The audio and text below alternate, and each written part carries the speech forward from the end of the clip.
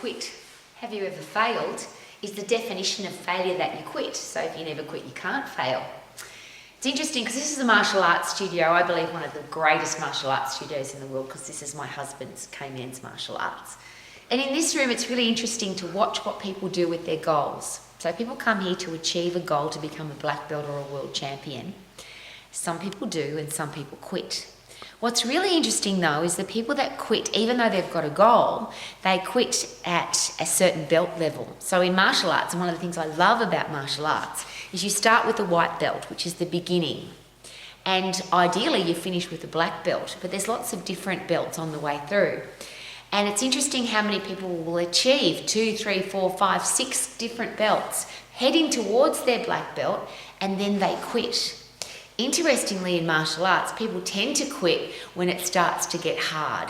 So the first few belts are technically quite easy because you just have to learn a few skills. But when it starts getting harder, people go, it's too hard, I can't do it anymore, I haven't got time, I'm too busy, or I don't want to do it anymore.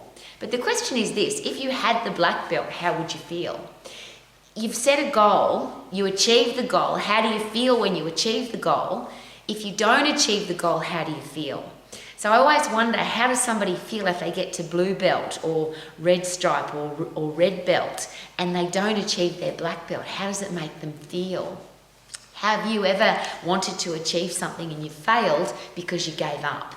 So here's a great thing to consider, and it was a gift given to me a very long time ago when I decided that I could attempt, or I would try, to run a marathon. And I hate both of those words, attempt and try, because it means that you haven't done it yet. I'd done lots of half marathons, which was really embarrassing to say, I've run half a marathon. But the result came when somebody said to me, Rowie, when the gun goes off, start running. And when you cross over the finish line, stop running. And don't give yourself any other option.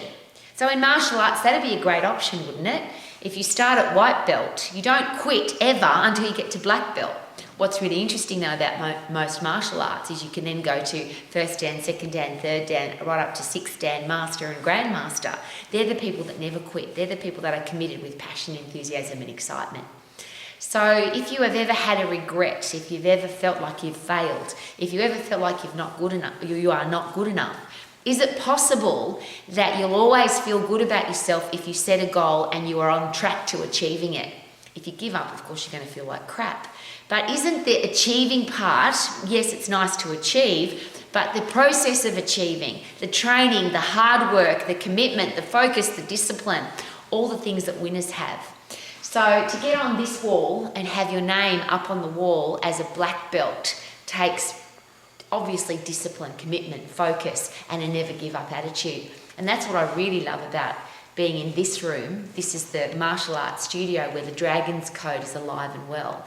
So Dragon stands for discipline, respect, attitude, gratitude, honesty, never give up, and have a spirit of never giving up. And that's what I wish for everybody, to live by the dragon spirit. So you've got discipline and respect for yourself and you never give up on your dreams.